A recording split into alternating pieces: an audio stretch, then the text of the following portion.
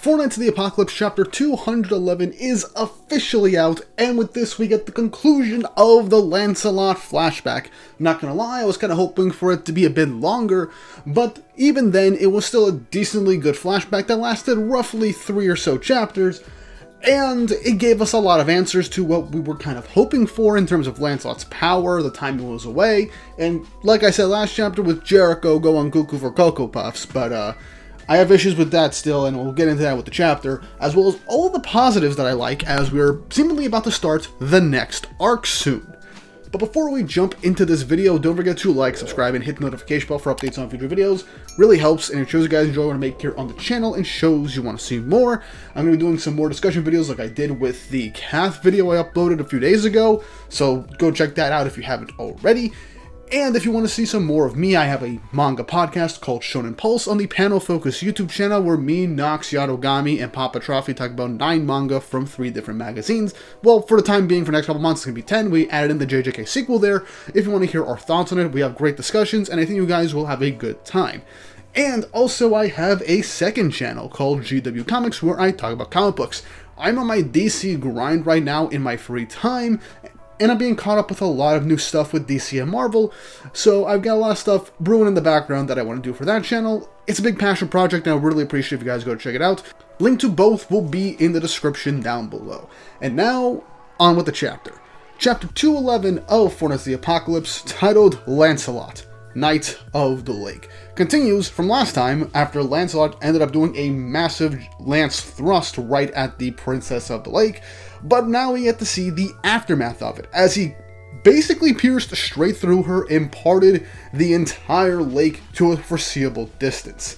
And what this does is impress and get the Lady of the Lake excited, saying, "Yes, your power truly is special. I felt so ever since I lured you here." With Lancelot saying to not lie to his face, "You slapped away my attack so easily before." But all she does is laugh, saying, "Don't be angry at me. You are a ball of latent energy, so amazing. It's been less than 100 days, and you've raised your power level to this extent. I think you will lightly complete Shining Road in a few more years. It will have more force than even when the 7 deadly sins teamed up to defeat the Demon King." Now that is massive. That is a massive drop in terms of confirming Lancelot's power level. Saying that with Shining Road, his signature technique, if within a couple of years he will master the power and it could be enough to surpass the 7 deadly sins combined when they fought the Demon King. And that is a lot. That is, Meliodas still kind of holding back his full Demon King power.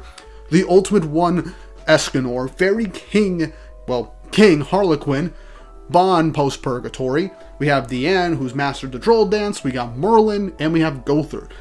Powerhouses combined. Not only that, but Meliodas multiply that power by a good number in order to defeat the Demon King and throw that into the Lady of the Lake to inadvertently help provide chaos thanks to Merlin. But still, this confirms that Lancelot, right now in the story, might actually be stronger than the Sins, at least magic power-wise. Which is insane, but we also see why this is the case as the chapter continues, but this is a massive reveal right now to showcase where Lancelot most likely is at this current point in the story. But despite this high praise and foreseeing what Lancelot can be in the future, Lancelot collapses on the ground, dropping his spear, as Lady of the Lake says that it's a pity. With his current magical force, he can't fully execute that move, and one strike will drain him completely. So it shows the limitations that he has with the ability right now, but even still, it's insane. She continues to say that maybe she's fallen in love with him, as she starts laughing at the idea, saying, "Look at me acting and talking like a human. If we ever become one, but listen to me delude myself." As she thinks that Lancelot probably isn't going to be able to handle this right now, and it could take a long time, or it might just seem relatively impossible for him to essentially become one with her, merge with her. But Lancelot says to stop giving him all this crap, as she continues, saying, "I called it a delusion, didn't I? I know how impossible that is. But I don't want to lose you. If I could, I'd want you here with me until you grow old and die." So Lancelot, even right now where he is, still has people falling for him, I guess, which, I have issues with that aspect of it, but I don't think it's like actual affection with the Lady of the Lake. I think it's more so just curiosity with Lancelot right now, with her being deprived of any actual conversation or whatever. But despite that, Lancelot calls out to Jericho, and the Lady of the Lake is being a bit merciful, saying, "Alright, I'll let you talk to her one more time." She releases Jericho partially, as Jericho tells Lancelot not to worry, but Lancelot smiles, saying that this time he's going to protect his master at all cost, as he then jumps straight into the lake, sinking in, with the Lady of the Lake screaming no in utter despair and just anger. And then we get a narration as Lancelot sinks to the bottom of the lake, saying, "Thus was the choice, the resolve, and the self-sacrifice he chose to protect Jericho. But Lancelot had no interest in dying here. That was the act of a young man who wanted to live, above all else. And so he drank up the entire damn lake. That's his decision.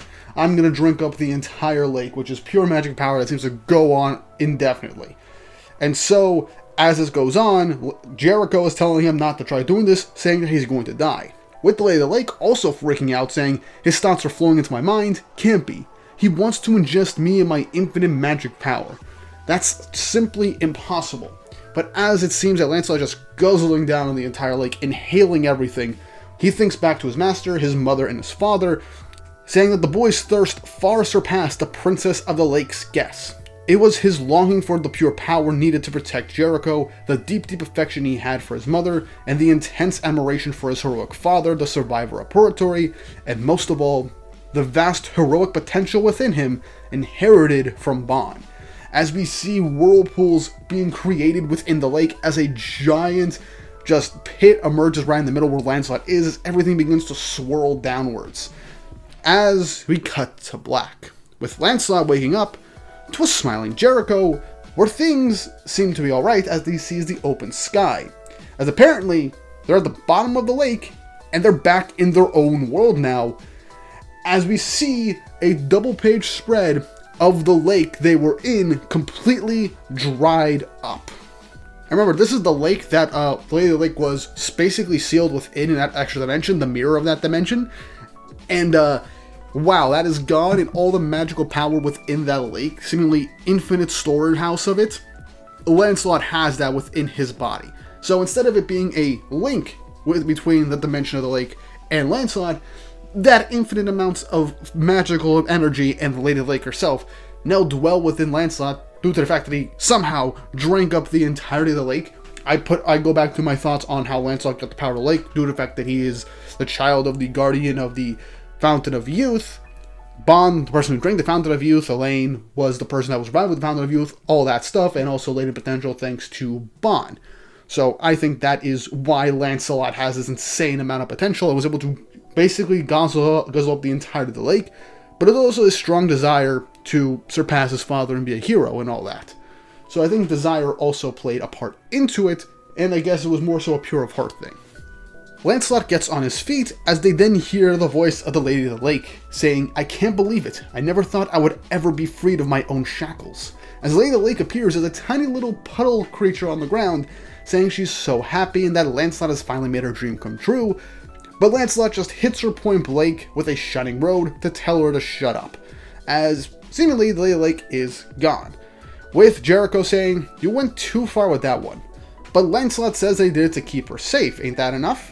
And telling Jericho, "Let's go home, back to our forest." As Nakaba draws him at least physically a bit older, which we then see Jericho blush, saying, "Look at him acting all mature out of nowhere," as she agrees that they should go back to the forest. Now again, last chapter it seems that the vast amounts of the lake kind of mess with her mind. That could still be in play here. Or Nakaba is just being weird again with the whole Jericho Lancelot thing and isn't, I guess, changing it or trying to make it better. I'm not going to comment on this anymore because I really don't like talking about it, so we'll move on. As that's the end of the flashback, cutting back to the present, with Lancelot and Bon talking. So apparently, it was Lake Salisbury. Again, the lake that they fought Demon King on, which Bon confirms. And that apparently, the time that they took in the lake was just a little over 100 days. But when they came back, 3 years had passed. meaning that the entirety of the lake's dimension functioned as a reverse hyperbolic time chamber. If you don't know what that means, to any of those that haven't watched Dragon Ball Z at all, the hyperbolic time chamber is a pocket dimension where a full day in the real world amounts to about a year in the other world, where the time dilation is sped up to an insane degree. But here, in the real world, 3 years passed. Back in the dimension, only roughly 3 months or so, roughly 3 months, ended up passing, which is insane. Meaning Lancelot was still 10 years old when everybody else in the Four Knights were 13. Meaning that Lancelot is 3 years younger than the rest of the main cast, despite him physically looking the exact same age as everybody. We can amount that to Bond's genes and the power of the lake making him like mature faster, I guess. But even still, that is an insane thing to go about. Now, this could potentially be a pseudo-retcon by Nakaba Suzuki, and again, this is probably copium and all that stuff, because, at least with the Guinevere thing, this just means Lancelot, when they met in Leonis before, and now, when they're going to meet up again, there's only a 1 year difference between the two of them, which means Lancelot right now, in the current point of the story, is 15, and Guinevere is 14. So, I guess in terms of that aspect, it's not weird or problematic anymore.